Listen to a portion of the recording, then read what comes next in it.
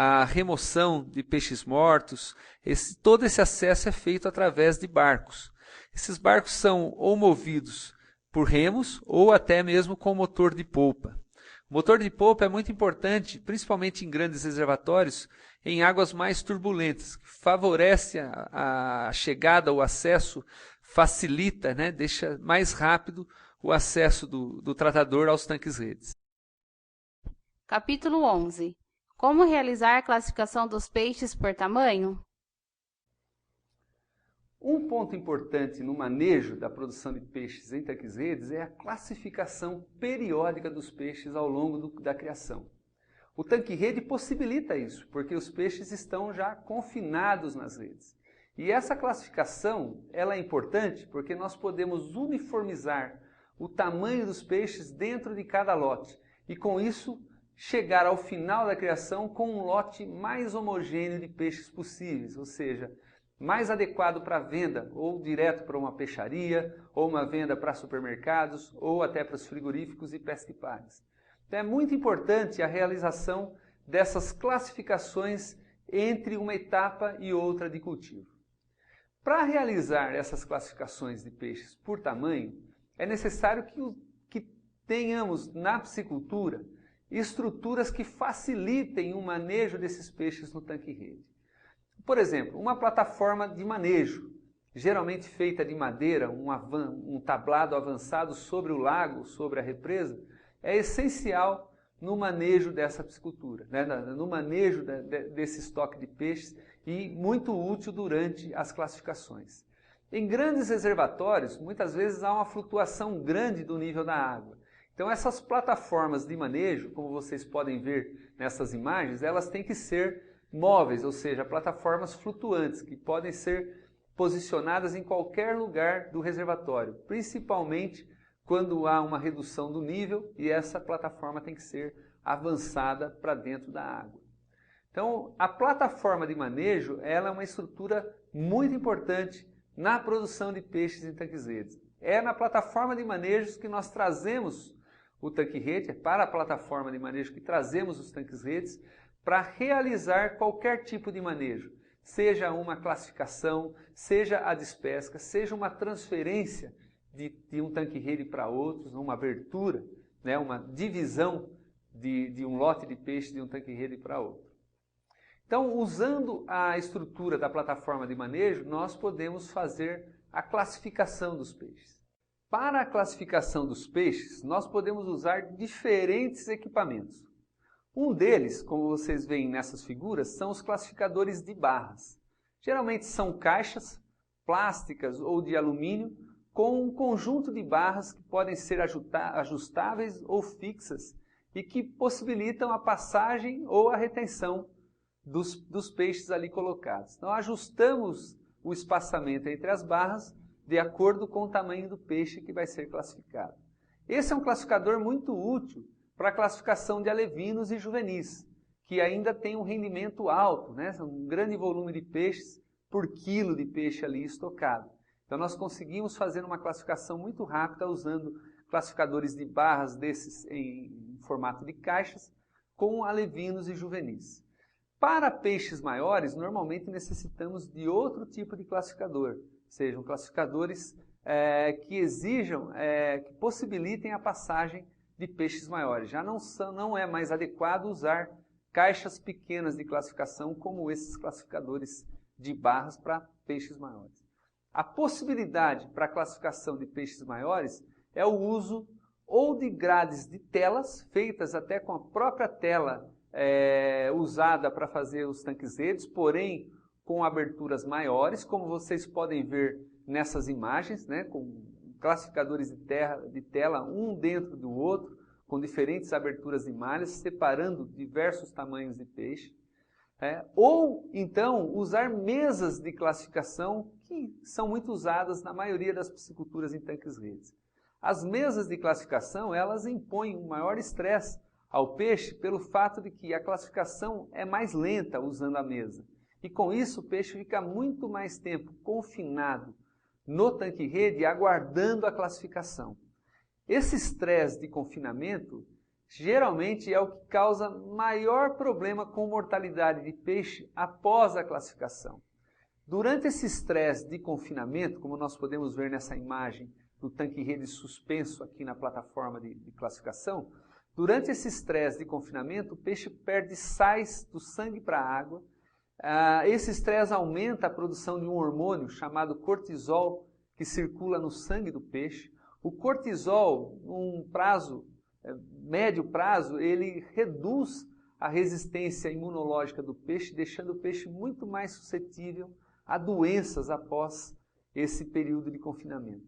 Então, o confinamento prolongado, ou seja, a demora na classificação, se o equipamento de classificação não permite uma classificação rápida do peixe, esse confinamento prolongado que o peixe sofre durante a espera até ele entrar na mesa de classificação, esse confinamento causa uma perda excessiva de sais do sangue para a água, fazendo com que o peixe tenha desequilíbrio osmorregulatório e possa, com isso, ter uma maior mortalidade após a classificação. E também, com o aumento nos níveis desse hormônio cortisol no sangue do peixe confinado, há uma redução na resistência imunológica do peixe. E isso vai favorecer uma ocorrência, às vezes, de doenças, uma bacteriose, por exemplo, após o manuseio de classificação. Então é muito importante que os equipamentos usados para a classificação de peixe possibilitam um manejo rápido desse peixe, uma classificação rápida, para que ele não sofra com esse estresse.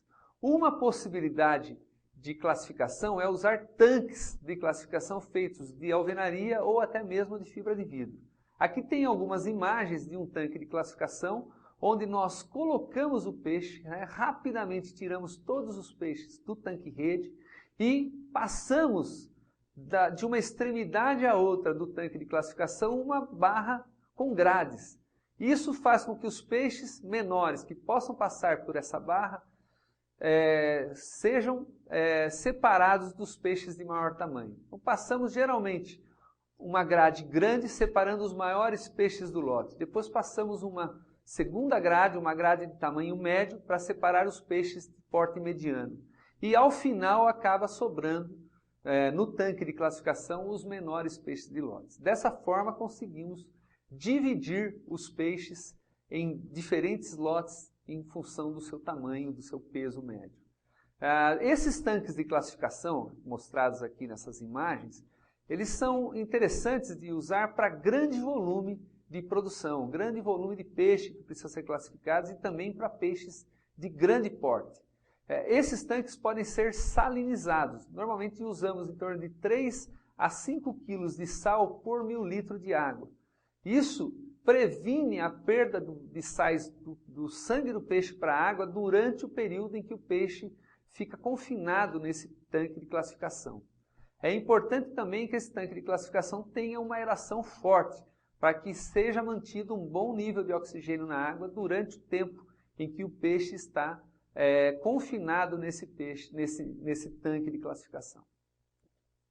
Quando nós não temos condição de montar um tanque grande de classificação, como visto aqui anteriormente, esses tanques compridos, geralmente com 1 metro de largura e 10, 12 metros de comprimento, nós podemos usar caixas d'água, por exemplo, de fibra ou de plástico, posicionadas na plataforma de manejo. Por exemplo, com 2 ou 3 caixas é possível fazer uma boa classificação de peixe. No interior dessas caixas nós colocamos um tanque-rede, um berçário, para facilitar a remoção do peixe dessas caixas. E ali, nessas caixas, fazemos uma salinização. Preparamos a água dessa caixa com mais ou menos 5 kg de sal por 1.000 litros. E provemos uma aeração para cada caixa, para manter o nível de oxigênio enquanto nós vamos colocando o peixe nessas caixas durante a classificação.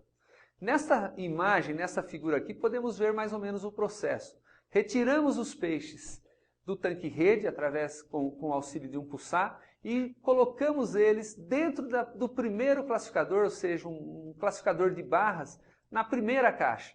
E fazemos ali sair os menores peixes de lote, ou seja, esse classificador é ajustado com uma distância menor entre as barras, para que retiramos ali nessa primeira classificação os menores peixes do lote. Se os peixes de porte médio e grande ficam retidos no classificador. Na segunda caixa, existe um outro classificador ajustado com uma distância maior entre as barras. O peixe retido no primeiro classificador, os médios e os grandes, são colocados no segundo classificador, na segunda caixa. Essa segunda caixa permite a passagem dos peixes de porte médio, restando no segundo classificador, na segunda caixa classificadora, os peixes de maior porte. E esses peixes são então transferidos para a terceira caixa de 1.000 litros ou de 2.000 litros de água que nós posicionamos ali na plataforma de manejo. Sempre com uma aeração e mantendo a água salinizada. Realizado todo o processo de classificação, dividido o peixe, por exemplo, em 3 lotes, como neste exemplo, nós podemos agora então estimar o número de peixes que foi separado, reunido em cada lote. Essa estimativa pode ser feita através de pesagem, né? Pesa-se um lote de peixe e determina o peso médio do peixe naquele grupo de tamanho, e depois pesamos todos os peixes da caixa. Com isso temos o peso total, que dividido pelo peso médio nos dá uma estimativa do número de peixes, né? Uma estimativa do número de peixes daquele lote de tamanho que está ali separado naquela caixa. Esses peixes são então transferidos para um tanque-rede para um posterior crescimento. Fazemos isso com os peixes de porte médio e com os peixes de tamanho grande. E vamos completando o número desejado de peixes em cada tanque-rede. Se por um acaso, ao final de uma classificação, algum tanque-rede não teve o seu número de peixes completo, ou seja, precisávamos estocar ali 3.000 peixes e só foi possível estocar 2.000, podemos manter o tanque-rede próximo ali da plataforma de classificação e no outro dia, ao classificar um outro tanque-rede, podemos inteirar o número que faltou naquele tanque-rede. Então essa é a forma que trabalhamos com a classificação e as transferências de peixe de um tanque-rede para outro durante as várias fases do ciclo de cultivo. Capítulo 12. Quais os motivos das mortalidades nos tanques-rede? Um dos problemas mais frequentes na criação de peixes em tanques-redes é a mortalidade que pode ocorrer dos peixes. Por que os peixes morrem durante a criação? Então, vários fatores podem estar ocasionando ou contribuindo com essa mortalidade. Um deles pode ser o baixo oxigênio dissolvido, ou na represa, ou mesmo no interior de um tanque-rede. Isso geralmente ocorre com frequência em tanques-redes nas fases de alevinos, quando usamos malhas muito fechadas. Essas malhas, por exemplo, de 5 milímetros, elas podem se obstruir durante a criação, durante aquela etapa de cultivo, com as fezes dos peixes, com o crescimento de algas, com o desenvolvimento de bactérias na parede da malha, e pode haver um bloqueio da troca de água. E o produtor, se não tiver um equipamento para monitorar o oxigênio diariamente dentro de cada um desses tanques-redes berçários, ele muitas vezes não nota o problema da queda do oxigênio. E o peixe vai sendo exposto dia após dia a um nível mais baixo de oxigênio e com isso pode ter problemas de sobrevivência. Se não morrer pelo baixo oxigênio, o estresse causado pelo baixo nível de oxigênio na água vai favorecer a ocorrência de doenças, principalmente dentro desses berçários onde há um acúmulo grande de material orgânico, né, sobras de ração, fezes de peixes, crescimento de bactéria na parede interna dessas malhas. E esse material orgânico ali, em grande quantidade, favorece o desenvolvimento de parasitos, o desenvolvimento de bactérias, de fungos e organismos que são patogênicos ao peixe. O peixe, então, estressado pelo baixo oxigênio, na presença desses organismos patogênicos, ele pode começar a ter uma mortalidade crônica por doença, né? Alguma bacteriose, por exemplo, uma podridão de cauda, que é muito comum, causada por uma bactéria chamada Flexibacter colunare, ou Flavobacterium, mais recente, né? O nome Flavobacterium colunare. Chamamos essa doença de colunariose. É uma doença da podridão da cauda do peixe. Muito comum em alevinos, principalmente nas primeiras etapas ali de crescimento. E às vezes até quando se recebe o alevino, após o recebimento do alevino, nas primeiras semanas, devido ao estresse de transporte, é muito comum esse tipo de doença, essa bacteriose, principalmente nos meses mais quentes do ano. Então, uma das causas, baixo oxigênio, é um fator que realmente pode levar à mortalidade dos peixes durante o cultivo. Um outro fator de mortalidade importante é o estresse devido ao manejos durante a classificação, durante as transferências de peixe, durante a despesca. Às vezes fazemos despescas parciais e deixamos uma parte do estoque de peixe por mais tempo ali no tanque-rede. Então, esse estresse de manuseio favorece aos desequilíbrios osmorregulatórios no peixe, ou seja, aquela perda de sais do sangue para a água, faz com que o peixe tenha dificuldade de se recuperar desse desequilíbrio osmorregulatório. E também abaixa a resistência, o estresse do manuseio abaixa a resistência do peixe e favorece aí a infecção por bactérias ou por fungos ou por agentes patogênicos que possam estar presentes ali no ambiente ou na água. Então, esses são dois fatores importantes. O terceiro fator, obviamente, é a própria presença de agentes patogênicos, bactérias, fungos, infestações por parasitos que podem levar a uma mortalidade crônica, ou seja, todo dia morre um pouco de peixe no tanque-rede, ou às vezes até uma mortalidade mais acentuada, uma mortalidade aguda, ou seja, há uma mortalidade crescente, de repente um pico de mortalidade e depois essa mortalidade vai cessando aos poucos, sobrando somente os peixes mais resistentes no tanque-rede. Então, a presença de organismos patogênicos também favorece a ocorrência de doença. Esses organismos patogênicos, eles vêm da onde? Geralmente, eles estão presentes em qualquer tipo de corpo d'água. E alguns até vêm junto com o peixe. Por exemplo, existe uma bactéria patogênica para a tilápia, que é o Streptococcus, que geralmente os alevinos são portadores. E não tem como eliminar isso. É uma bactéria muito específica, bastante patogênica para a tilápia, muito comum nos cultivos, e geralmente o peixe é portador da bactéria. E o peixe vai manifestar o sinal da doença, geralmente sob uma condição de estresse. Se tudo estiver bem, qualidade de água boa, um manejo adequado, uma boa nutrição, dificilmente a doença se manifesta. Mas quando nós temos problemas de qualidade de água, um manejo grosseiro, uma nutrição incorreta, problemas, por exemplo, de excessiva temperatura durante alguns meses do ano, a estreptococose, ou seja, a infecção por estreptococcus, ela pode ocorrer de uma forma bastante severa nos cultivos de peixes, principalmente em tanques-redes, devido à condição de estresse maior causada pelo confinamento do peixe durante o cultivo. Quais são os sinais mais comuns que o produtor pode observar e que indicam que está ocorrendo algum tipo de doença no lote de peixes ali nos tanques-redes? Então, geralmente o peixe doente, ele perde o apetite, ele para de se alimentar, às vezes fica com o corpo muito escuro, fica isolado nos cantos dos tanques-redes.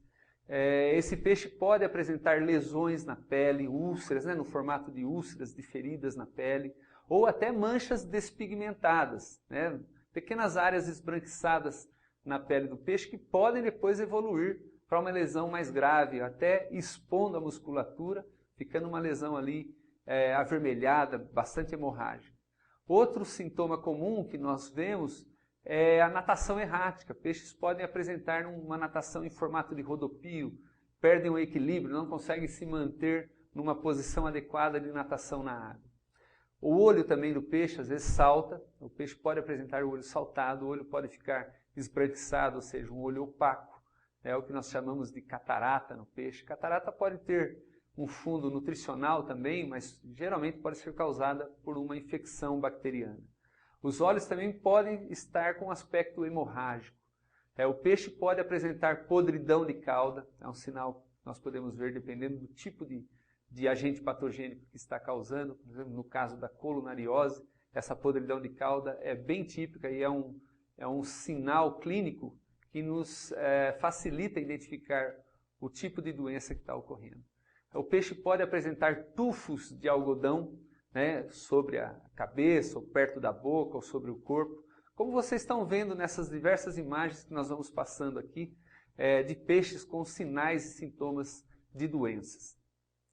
Quais são as práticas que nós podemos adotar, então, para reduzir a ocorrência de doenças no plantel de peixes que estamos criando em tanque-rede. Então, um ponto importante já começa na aquisição dos alevinos.